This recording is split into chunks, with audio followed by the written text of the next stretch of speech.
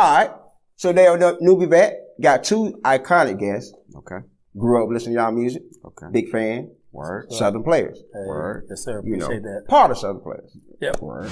Okay, so what's going on, Kings? How y'all doing? Good, man. Good. Doing Okay, good. okay. How's everything been going for with everything? Everything man. good, man. Can't complain. Actually, Okay. everything has gotten better. Okay. Right. Yeah. Okay. Cool. So let's start off, man. So y'all originally from? I'm originally from D.C., but then I moved to Georgia when I was in the 10th grade, and I've been here ever since. Okay. Yep, ASAP. So I'm originally from Fort Lauderdale, but like I said, I've been here in and out of Augusta, but I kind of grew up in Augusta like through the years, so you can say I'm from Augusta. So Augusta, okay. So like y'all remember like the year y'all came down here? Y'all don't really remember that year? I came down here like in about 80, it had to be like 1980. 1980, okay. Yeah. Yeah, I know we telling our age, but I came down here. I came down here to be like 86. Okay. Yeah, right. End of 86, early 87. Okay, cool. So when y'all first came to Augusta, y'all was in y'all teens? Yeah. Teens. So what was Augusta like in that, during that time? Oh, man. Let me think. Augusta was like, I came down, I thought Augusta was, well, coming from the city, from D.C., it was a little different for me. Right. You know what I'm saying? But I knew of Augusta. I had been down here. I was born in South Carolina. Right. But I was raised in D.C. Right. But it was a little different, a little slower than, than what I was used to and everything, but it was easy to get used to. You know what I mean? I came down here, different accent, different way of dressing and everything. And it was like I had to try to find my way to fit in because I was different. Right. I felt different, and they let me know that I was different. Your whole style, dressing Yeah, different. dress style. I was coming out with Puma sweats. You know what I'm saying? Stuff. So they were rocking Pumas down here? Not that I know of. Okay. I came down with British Knights on, you know what I'm saying? I love BK. You see what I'm So saying? a lot of people don't know about the BK. Yeah, I love people don't know BK too. about Yeah, I love BK. A lot of people know about them. Yeah, I love them too. Troops and all that. Troops. Yeah, You know about the troops. troops. You know what I'm saying? Right. What's that, man? So what it was like for you? When I first came here, man, I was kind of small. Right. But see, when I came here, I actually went to a little small town called Rennes, Georgia. Rennes? Mm-hmm. Yeah. Oh, I know Rennes. Yeah. My daddy, my daddy family's from down that way. Right. So my grandma, she kind of raised me because my mom was traveling all the time because she was flying. So I was in and out from Augusta back to Fort Lauderdale, back to Augusta from Rennes. So when I finally came here, it was because I was in that little small town for so long. To me, it was like, oh man, I'm in the city. I'm finally in the city, Augusta, the city. But it was fun, man. Right. We had great times, and besides that, we created a group called the 430 Boys, and everything went from there. Right. Okay. Cool. So that was up, man. So what made y'all get into the music? Like what was your first start into music? Like what got you into doing music? Like, hey, I want to do this as a career. Right. Well, it started back in D.C. My dad was a DJ. He was in the Army, but he was also a DJ, and he had DJ equipment. He had other DJs working for him. So when he was stationed back then at Walter Reed in D.C., it was open. So while he was at work, I used to sneak in the garage and put his equipment together. And I used to get on the turntables, you know what I'm saying? So music was in me. Right. So when I got down here, one of my cousins hooked me up with this guy named Isaiah Pinckney. They called him Bug. Yeah. You guys know him today as 12 Gauge. 12 He Gauge. made the song. Yeah. 12 Gauge. So me and 12 Gauge got together and we became good friends and we started doing parties over across the bridge. So this before Southern Playas? Before Southern Playas. Okay. So my mindset, I love DJing. So that was my goal. I was going to be a DJ. Right. So I got to the point where I became good on the turntables, Technique 1200s doing tricks. So I became 12 Gauge DJ. Okay. So long story short, me and him went through that span with Donkey Butt and other songs and everything. So let's get into that. Okay. So you was around that time. Yeah. So you seen that you was there in the beginning of Donkey Butt. Yep. And then towards the so how was it like the process, the beginning of that, y'all trying to get that record out and that whole push, that whole campaign for that, how was that? It was a lot easier then than it is now. Really? Yeah, because back then, you could actually shop your music, your demo straight to the record label. Right. You know what I'm saying? So when we did Donkey Butt, we actually recorded Donkey Butt up in Columbia. Columbia, South Carolina? Yeah. Okay. And so when we did that, Flash Gordon at the time, that owned Pyramid Records. Right. Flash Gordon, right. Yeah, he was our manager. Okay. So of course, once we did Donkey Butt, he took it and he shopped it around and Dance Lot Records, Scotty Brother Records out of California. they reached out and, you know, they signed Gage. Right. So to get that song heard, it wasn't that hard. You can go to the radio and you can hit the program directors up personally. And they listen to your music. If they liked it, boom, you were on. And if it was hot like that, you were straight in rotation. Right. You know what I'm saying? So it was a whole lot different back then. So it wasn't as hard to get on the radio. Right. You know what I'm saying? So once we did Donkey Boy started blowing up and we started touring. And I was telling Cantrell this earlier. I forgot where we was at. I think we was in New Orleans somewhere. But we got the phone call while we was on tour. Hey, the song just went gold. You know what I'm saying? So that was big. You know what I'm saying? So yeah, that's crazy, man. Yeah. That's crazy.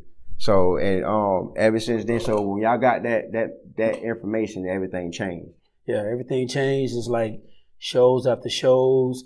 You know what I'm saying? We stayed constantly on the road, and it was fun. You know, it was when you're dealing with a group, and then you have like your dancers, you have your DJ, your hype people. When you have so many people, your entourage with you, it's gonna be problems. Right. You know, so that was trouble sometimes here and there. People arguing, people complaining about this, that, and another.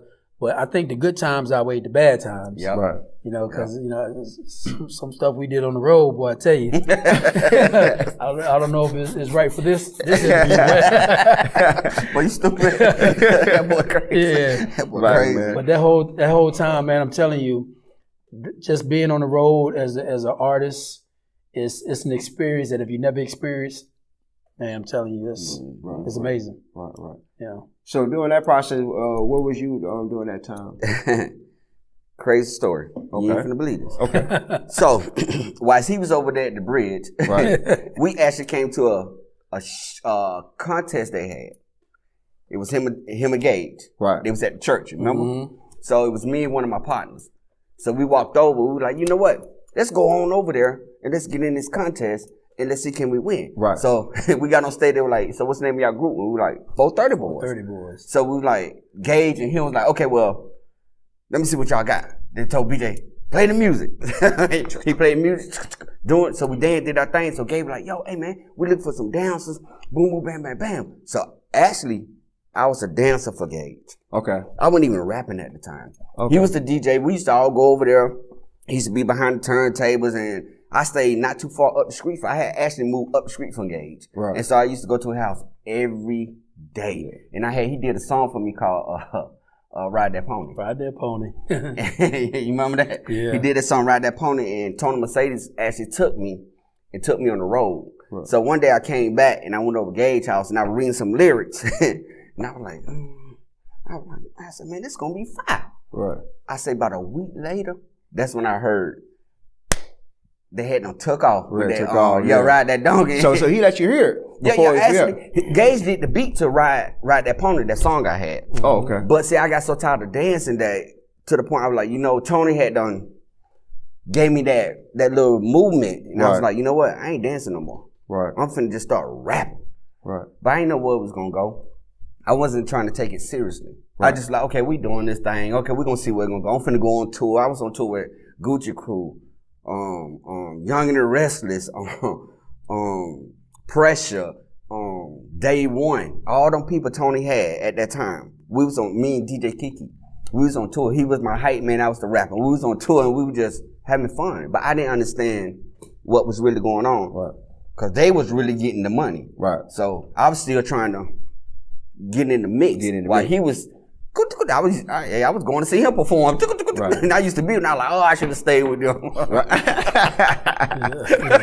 I was like, man, why did I leave? Right. But yeah, I left, and you know, but see how things come around again. Come back around. Mm-hmm. Right. Okay. Cool. Yeah. Cool. All right, Southern Playas. All right. So how did that start? It started from the end of that. Yeah. Okay. So it started right after that. Yeah. After I left, maybe I say about a year later. Probably about a year later, Gage and I broke up. Mm-hmm. You know, it was some differences going on within the group. Mm-hmm. And so we parted ways. And during that hiatus from the music, you know, in between that and the Southern Playas, you know, I was trying to find my way. Right. And that was actually the lowest point of my life because I found myself being homeless. Mm-hmm. You know what I mean? And my pride wouldn't let me go back to my family and tell them what was going on and where I was at that time. Mm-hmm. And then these guys, at that time I had an apartment. Mm-hmm. We had an apartment over at Heritage on Riceboro Road. Mm-hmm. And these guys came to me and was like, "Yo, we need a DJ. We need a DJ. They need a DJ." So I was like, "All right, cool." You know. So we was up in my apartment. I had I think was it the Roller 909? Yeah, I think it was. The drum machine, the Roller 909, and we was just up there.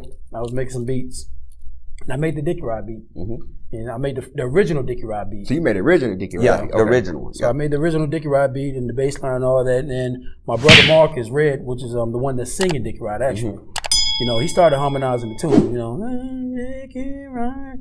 And then we started piecing it together. Everybody had the input, and it was like, all right, and just put it all together. Yeah. And then everybody started writing. So I wrote a verse. But I'm the DJ, I'm the producer. Right. I'm not trying to rap. Right.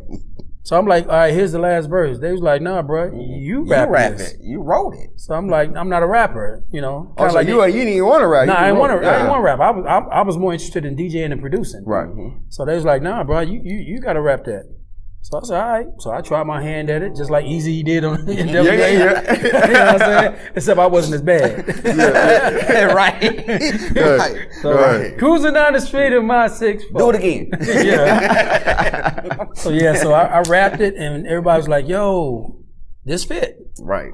So we presented it to, at the time, Dwayne Martin, Big Dude, who was our executive producer. Right. And when the studio recorded it, and he was like, yo, this is the bomb, but what we're gonna do is we're gonna go holler at another producer, B-Rock. B-Rock and the Business Boys, who made that song, That's Just My Baby Daddy. Yeah. So B-Rock jumped on it and he co-produced it and made the song what it is today, that people hear today. Right. And from that point on, Southern Playas were born. You know what's so crazy about that though? When we first recorded it, we recorded the original version of that song. We recorded it here in Augusta. Yeah. Right. With Yes Man. Yes Man. From Top Secret. Yep. Yeah. Okay, so we recorded, and when we came out the studio, and we was riding on Gordon Highway, I think that was. It was snowing. We was the only people. Remember that? We was the only people on the highway playing that song, and it just started snowing.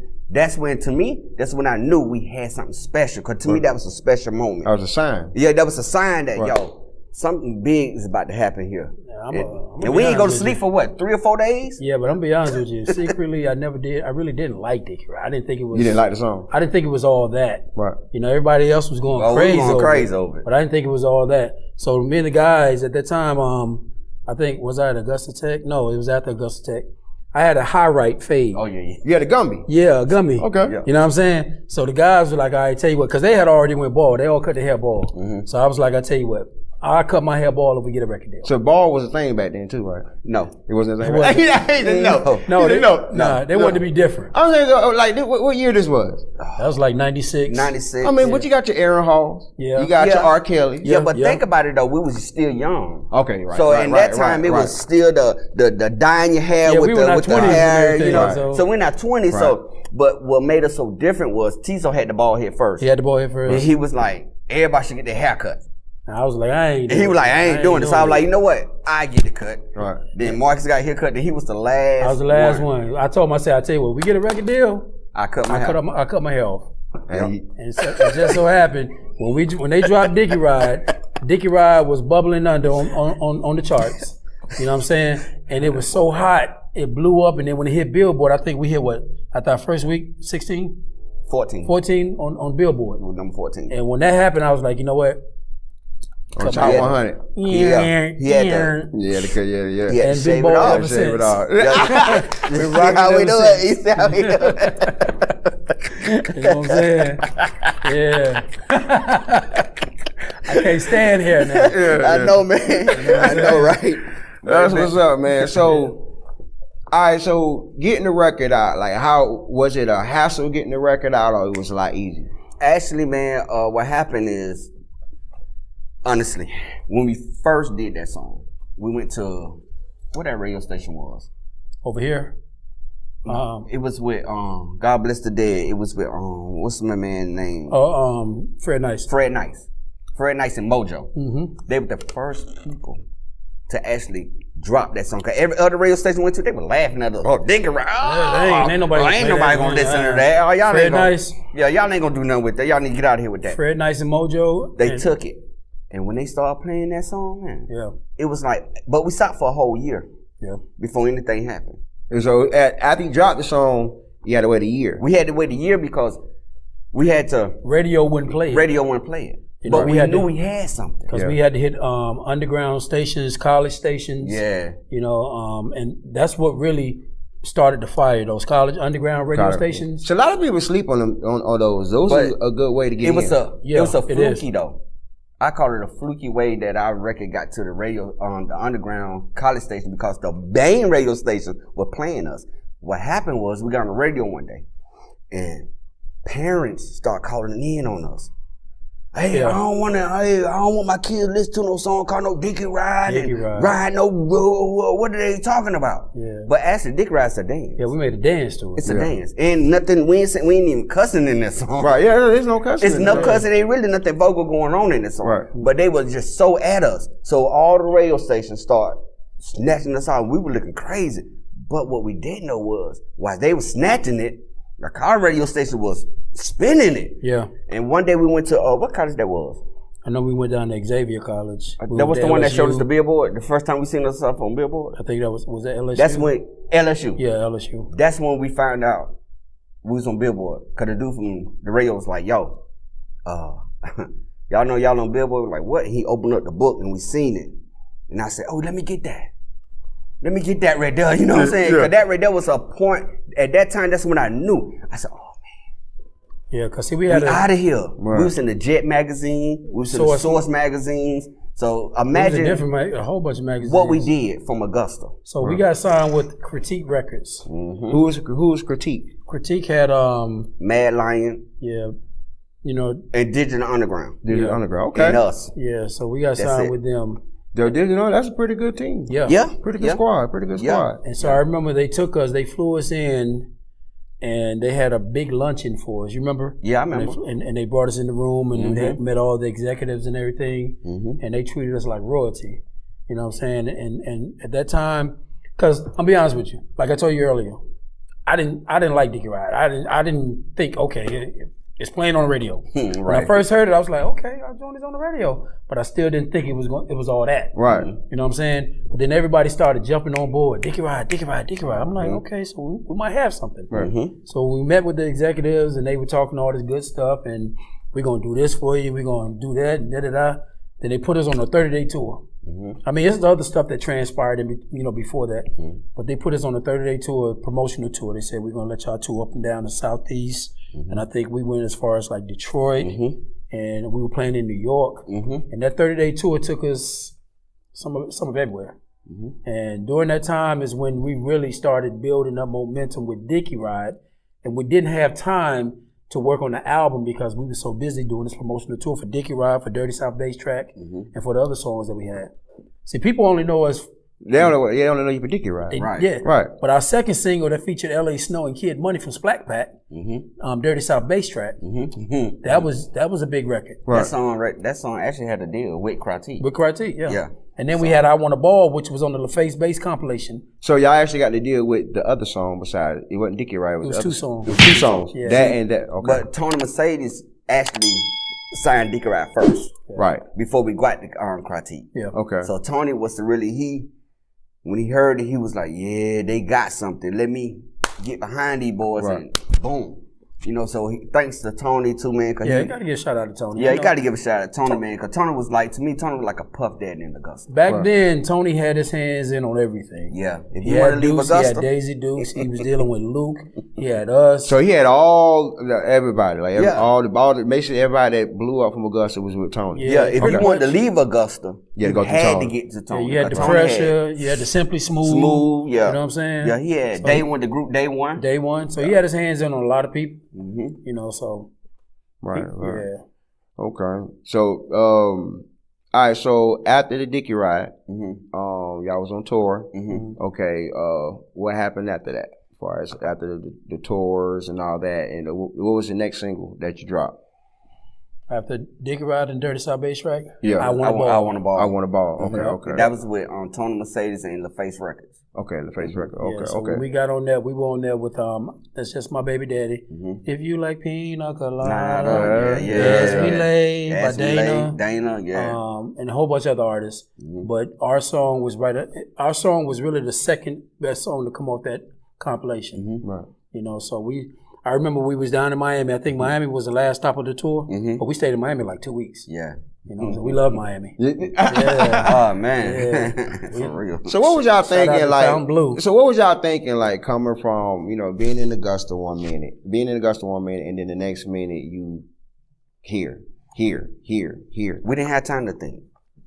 Everything was just, remember now we was young, right? So everything was moving so fast. It was. Out of a sudden, imagine this: one day you go to sleep, and the next day you wake up, you gone. I was working at, I think Hardee's. You remember? Y'all came and got me. Oh yeah, I remember you were. I was mopping the floor. Yep.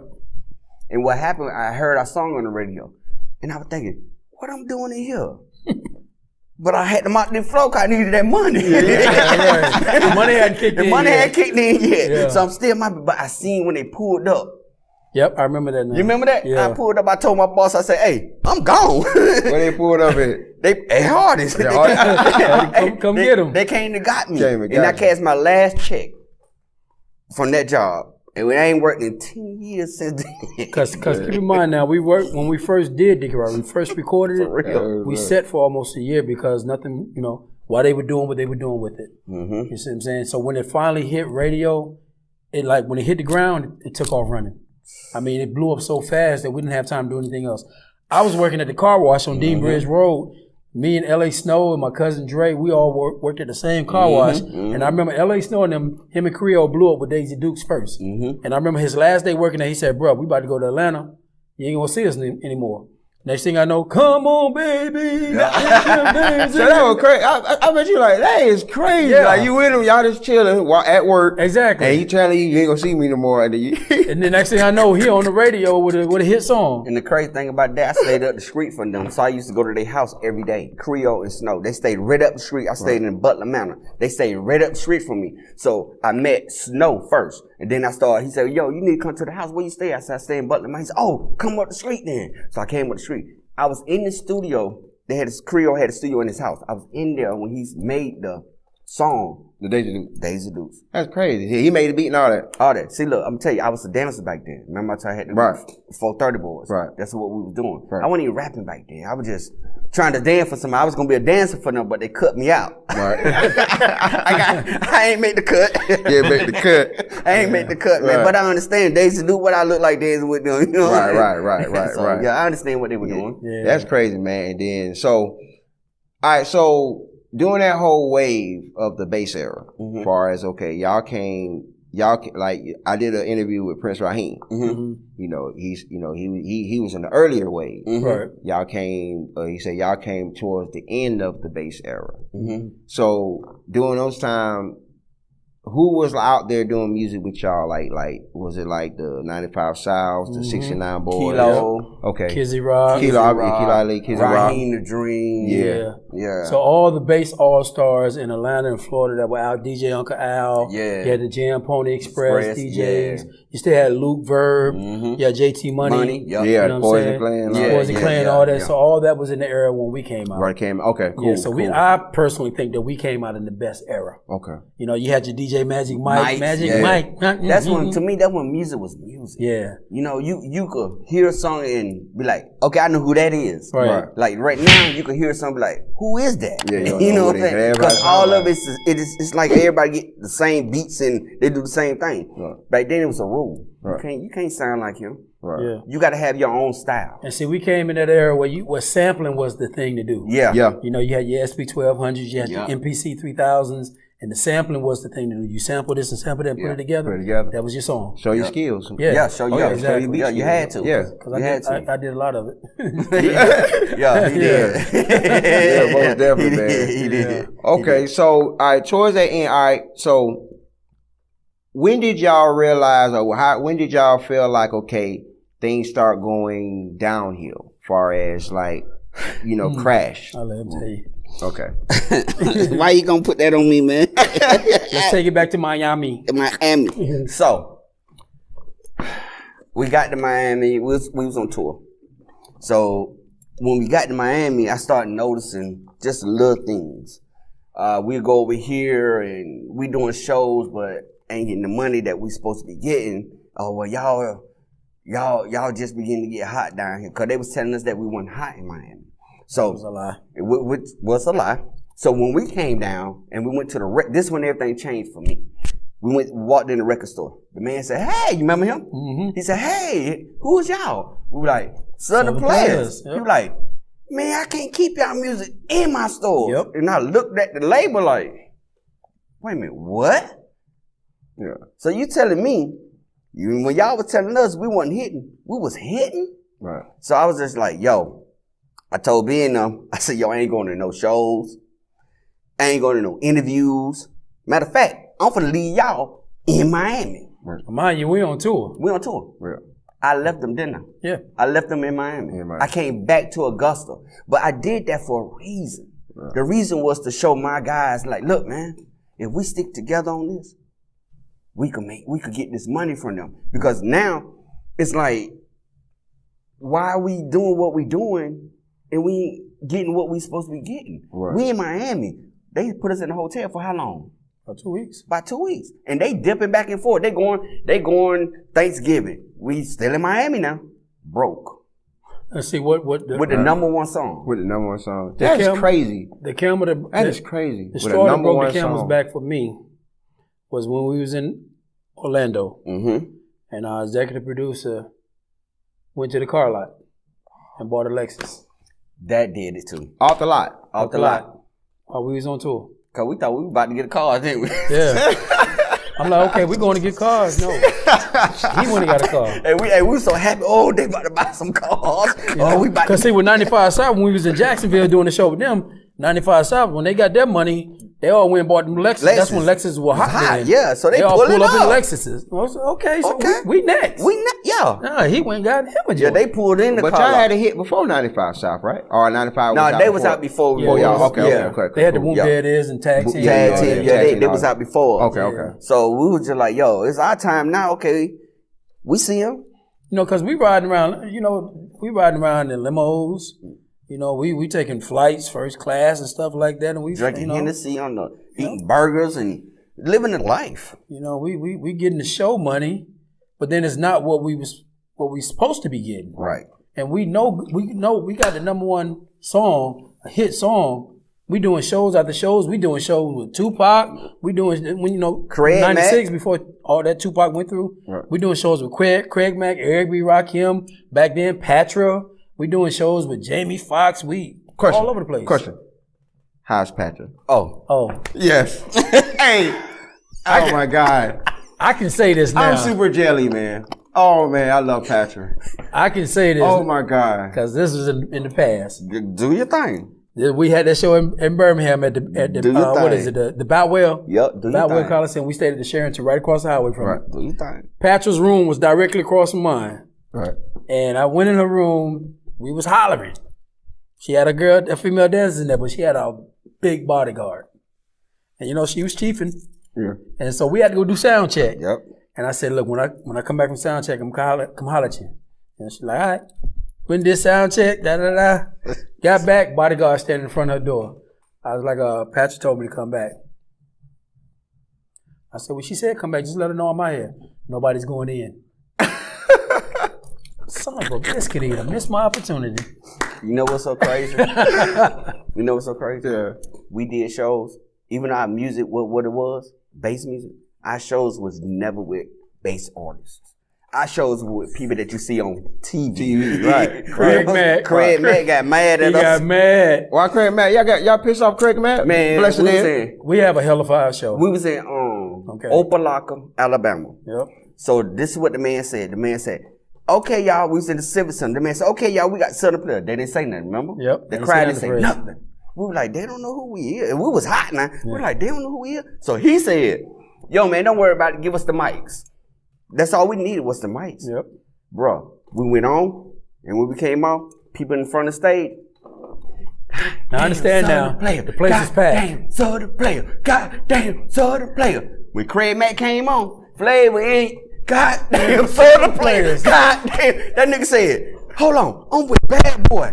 Fuck them Southern Playas. Oh. Yeah.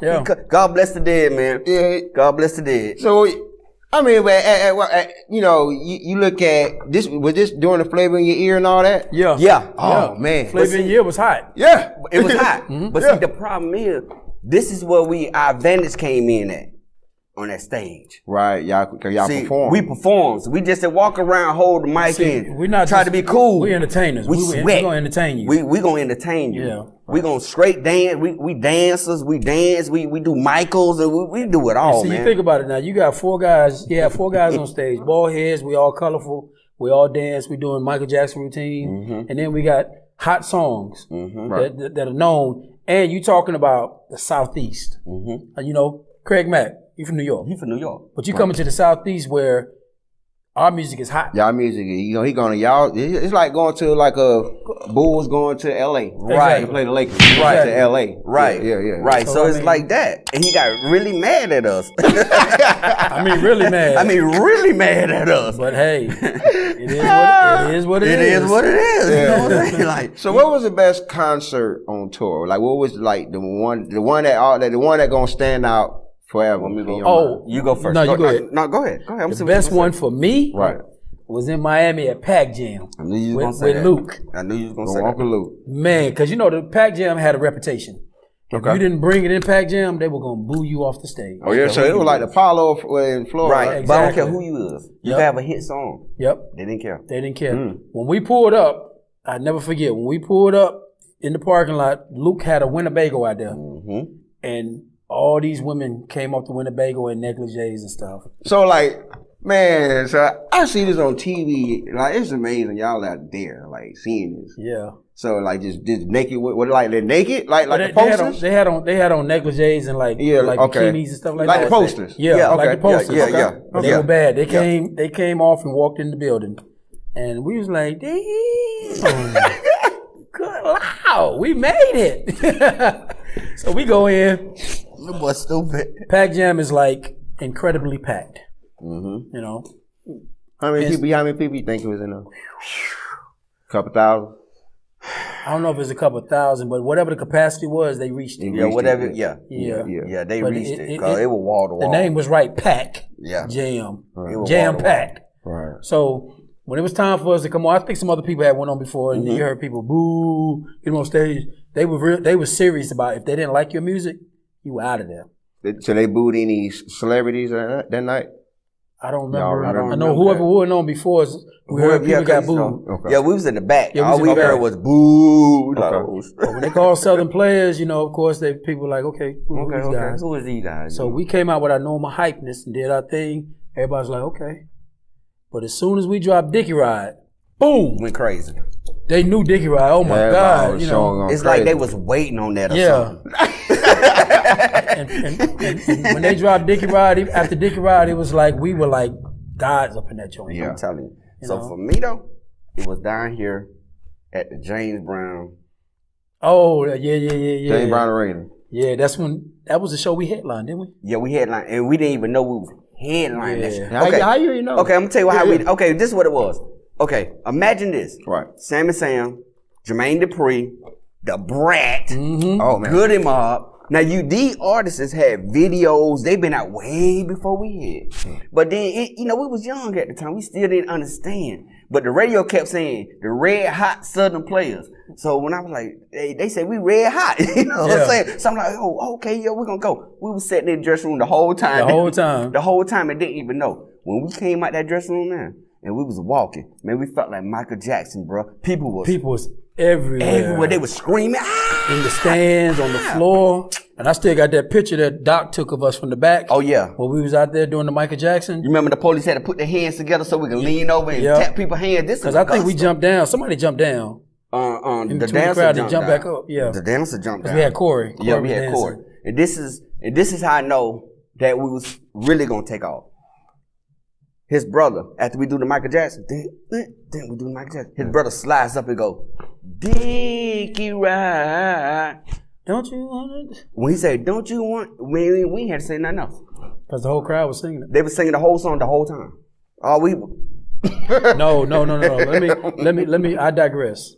I think the best performance that we had, that I think was in Atlanta for Hot 107.9 birthday bash when Ricky Smiley and the Brat hosted it. When DJ Nas Crisscross DJ dropped Dickey Ride and me and him came out.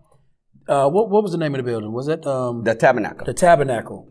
It used to be a church back in the days, but you got the whole floor, then you got levels, and you had people that was videoing from all the way up top. They put it on Facebook, and you can see how they was looking down. As soon as Dickey Ride hit, and me and him came on the stage, we had on all white. You can see people standing. Everybody stood up and was singing the song, and I remember going to the edge of the stage and looking up and putting the mic up because everybody was singing the song. They were singing the song. Oh man, that was the best feeling. Yeah, because we didn't even know DJ Nabs was gonna DJ for us that night either. Because it was just me and we didn't know what was going on. They were like, "Yo, Southern Playas up there." We just looked around. Oh, Nabs, what's up, boy? Because you had everybody. You had Bone Crusher. You had Brad. You had Tila. You had everybody. Yin Yang Twins. You had everybody. Soldier Boy. Everybody performed. Because it was the Hot 107.9's birthday bash. Right. Yeah, Pastor Troy. Yeah. So that was up, man. That was up. Okay, cool. So, all right, now I gotta ask this question. Go ahead.